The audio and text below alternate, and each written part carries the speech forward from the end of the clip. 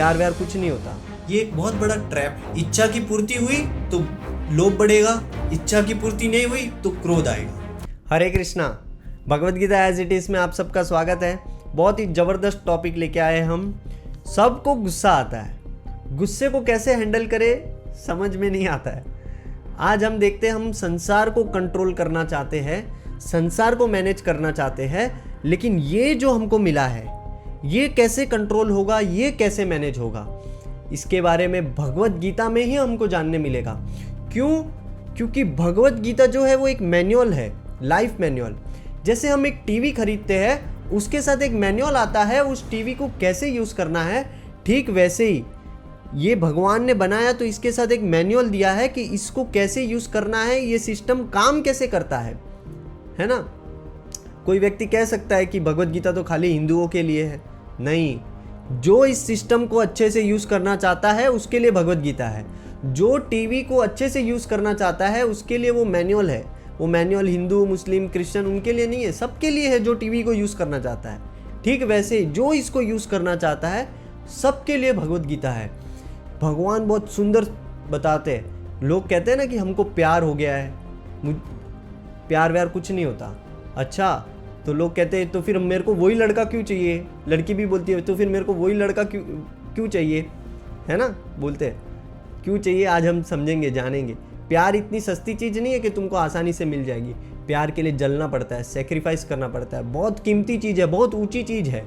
उसको पाने के लिए लोग इतने गुफा में चले जाते हैं, साधु बन जाते हैं। इतना आसान नहीं है प्रेम प्राप्त करना।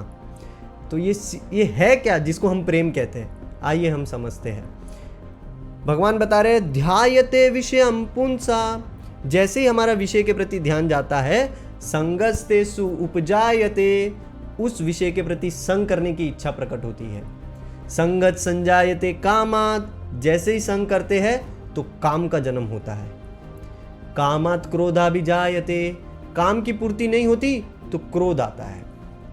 क्रोधात भवाति सम्मोह, क्रोध आने के बाद उस विषय के प्रति मोह और बढ़ जाता है। अब तो वो चाहिए ही चाहिए। सम्मोहा स्मृति विभ्रमा, सम्मोहित होने के बाद उसकी विवेक शक्ति, उसकी बुद्धि नाश हो जाती है। सम्मोह स्मृति विभ्रमा, स्मृति भ्रंशात बुद्धि नाशो, बुद्धि नाशात प्रणश्यति। बुद्धि का नाश होने पर मनुष्य का सर्वनाश होता है। ये सिस्टम है, बहुत अच्छे से समझते हैं इसको। गुस्सा हमको क्यों आता है? गुस्सा हमको इसलिए आता है क्योंकि हमारी इच्छा की पूर्ति नहीं होती। जैसा हम चाहते हैं वैसा होता नहीं तो हमको क्रोध आता है, गुस्सा आता है। जैसे किसी लड़के को कोई लड़की के पीछे पड़ा है, ठीक है, वो लड़की अगर उसको मना कर दे तो उसकी इच्छा की पूर्ति नहीं हुई तो उसको गुस्सा आएगा, उसके मुंह पे एसिड फेंक देगा या चाकू वाकू मार देगा। या समझो इच्छा की पूर्ति हो गई, दोनों मिलेंगे तो क्या भोग होगा, तो भोग के प्रति लोभ और बढ़ जाएगा। ये एक बहुत बड़ा ट्रैप है। इच्छा की पूर्ति हुई तो लोभ बढ़ेगा, इच्छा की पूर्ति नहीं हुई तो क्रोध आएगा। तो ये इच्छा हमको होती क्यों है? इच्छा हमको इसके लिए होती है, जिधर भी हमारा अटैचमेंट होता है, आसक्ति होता है, उधर हमको इच्छा होती है। जैसे किसी को क्रिकेट से अटैचमेंट होगा तो उसको इच्छा होगी कि इंडिया जीते। जिसका कोई क्रिकेट से अटैचमेंट ही नहीं है वो नहीं सोचेगा कि इंडिया जीते या हारे, उसको कुछ फर्क नहीं पड़ेगा। क्यों? क्योंकि उसका आसक्ति नहीं है। जैसे किसी का अपने बेटे के अंदर आसक्ति होता है तो बार बार इच्छा आएगी कि वो बेटा आए, गले लगे, मेरी गोद में बैठे, है ना। तो जिधर भी अटैचमेंट होगा उधर ही हमारी इच्छा उत्पन्न होती है, जिधर भी अटैचमेंट होता है। तो ये अटैचमेंट कैसे होता है और क्यों होता है? अटैचमेंट होता है हमारे चिंतन से। जैसा भी हम सोचते हैं, जिस वस्तु या जिस व्यक्ति के बारे में हम सोचते रहते हैं, उस व्यक्ति और उस वस्तु से हमारा अटैचमेंट हो जाता है।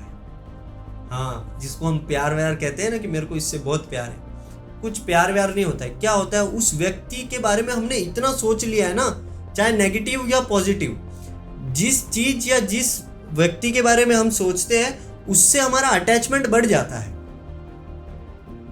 ये सिस्टम ऐसे ही काम करता है। और ये हम क्यों सोचते हैं उसके बारे में, क्यों चिंतन करते हैं? क्योंकि हमारा इंद्रियों विषयों का ध्यान उसके ऊपर गया है। इंद्रियों का ध्यान इंद्रिय विषयों के ऊपर गया जाता है तो हम उस विषय के प्रति चिंतन करने लगते हैं। चिंतन करने से आसक्ति उत्पन्न होती है, आसक्ति से इच्छा उत्पन्न होती है, इच्छा से क्रोध आता है। अगर इच्छा नहीं होगी तो क्रोध नहीं आएगा। क्रोध आ रहा है मतलब इच्छा है। तो हमारा ध्यान जब विषयों के प्रति जाता है तब ऐसा होता है। जैसे हमने एक आईफोन को देखा, आईफोन 13 को देखा, ठीक है। अब देखा तो उसके बारे में हम सोच रहे, मैं ऐसे लेके घूमूंगा उसको, लोग देखेंगे, सेल्फी खींचूंगा, मस्त अच्छे अच्छे वीडियो बनाऊंगा, उसके बारे में सोच रहे और अंदर ही चिंतन में मजा ले रहे हैं। तो उसके बाद क्या होता है, उस आईफोन से हमारा अटैचमेंट हो जाता है, सोचते सोचते उसके बारे में। अब उस आईफोन से अटैचमेंट हुआ तो उसको पाने की इच्छा होती है कि ये आईफोन मुझे चाहिए। अब समझो आईफोन मिल जाता है, तो आईफोन मिलने के बाद क्या होता है, थोड़े टाइम बाद आईफोन 14 चाहिए।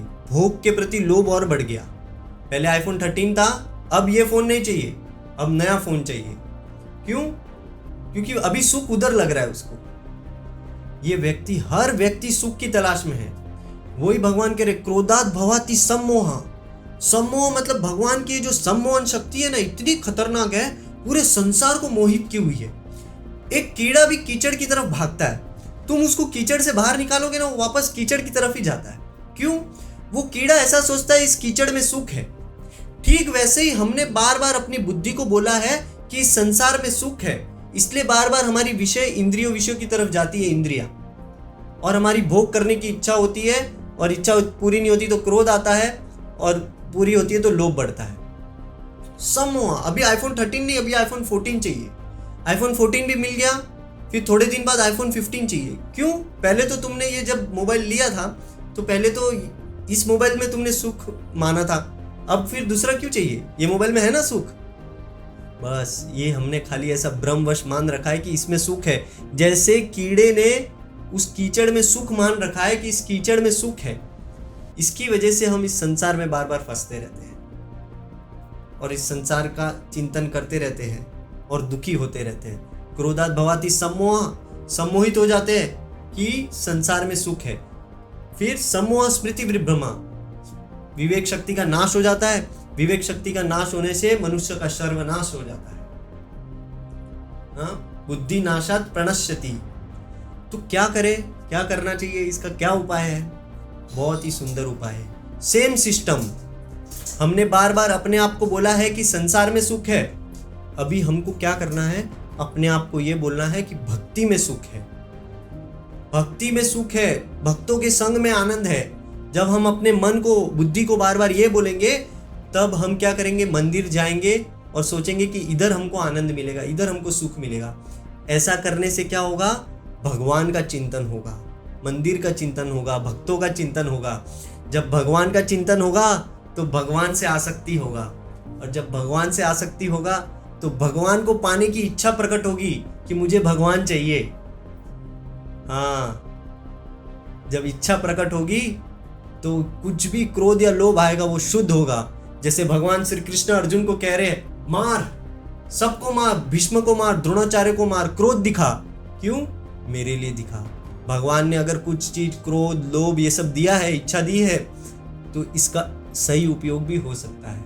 इसका सही उपयोग है भगवान की सेवा में लगाना। भगवान को पाने की इच्छा होगी तो भगवान के लिए क्रोध यूज होगा, भगवान को पाने का लोभ और बढ़ेगा। हाँ, और बुद्धि बहुत तीक्ष्ण होगी। हम सुख और दुख में डिफरेंशिएट कर पाएंगे और आनंदित रह पाएंगे। यही एकमात्र तरीका है सुखी होने का। सुनने के लिए बहुत बहुत धन्यवाद। वीडियो अच्छा लगा हो तो लाइक करिए और भी लोगों को शेयर करिए जो एंगर मैनेजमेंट सीखना चाहते हैं, ये सिस्टम कैसा काम करता है, आप किसी को बताना चाहते हैं तो ये वीडियो सबको शेयर करिए। हरे कृष्णा।